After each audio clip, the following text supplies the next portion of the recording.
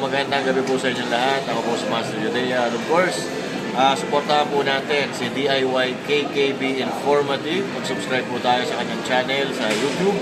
At syempre, may Facebook Sa Facebook din, suportahan po natin. Luke Sullivan Olivet. Yan. Suportahan po natin yung mga tunay na nagmamahal sa ating bayan.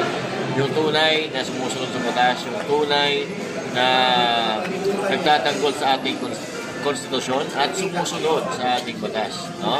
Yan po ang hiling natin.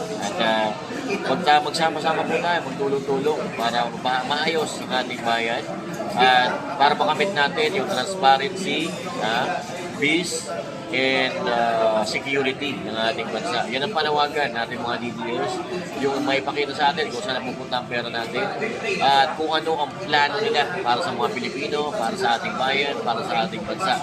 Kasi napaka-importante na nalalaman natin